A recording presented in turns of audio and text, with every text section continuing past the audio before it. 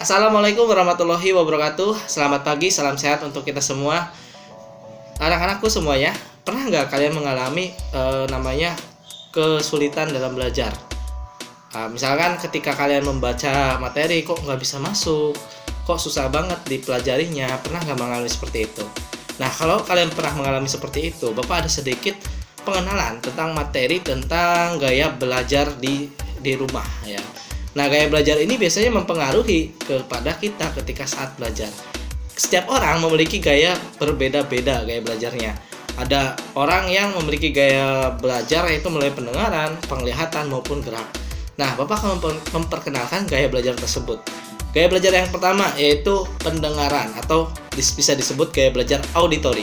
Nah, gaya belajar ini biasanya anak akan cenderung suka sekali mendengarkan apa yang disampaikan orang lain. Nah, anak ini biasanya juga tipenya anak tersebut biasanya juga senang sekali menulis materi atau menulis pelajaran ketika dibacakan. Karena apa? Karena dia tipe orang yang senang sekali mendengar. Jadi akan mencatat apa yang dia dengar. Nah, selain itu biasanya tipe auditori ini senang sekali dibacakan.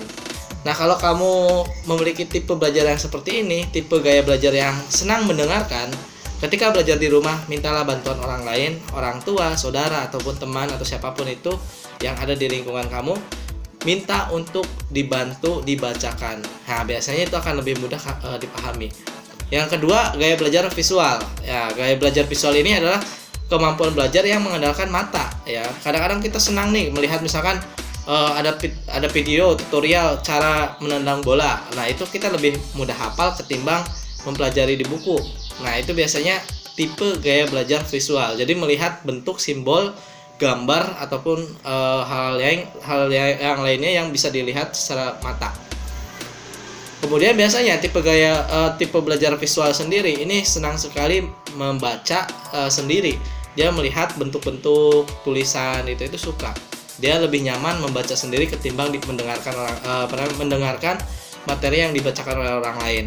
Nah, ini kalau kamu memiliki gaya belajar yang seperti ini, menurut saya cocoknya kamu bisa melihat atau memanfaatkan internet ya untuk mencari materi yang berkaitan dengan pelajaran melalui sumber artikel ataupun video. Artikel ini bisa dicari di Google banyak sekali, kalau video banyak sekali di YouTube. Kita akan bisa memanfaatkan media tersebut. Yang terakhir adalah tipe kinestetik atau gerak. Nah, tipe ini adalah tipe belajar yang senang sekali menggunakan aktivitas fisik. Biasanya lebih ke praktek ya. Jadi senang mempraktikkan apa yang dia pelajari.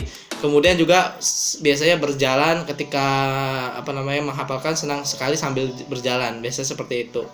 Nah, itu adalah tipe-tipe gaya belajar. Kira-kira pertanyaan Bapak, apa gaya belajar yang kamu senangi?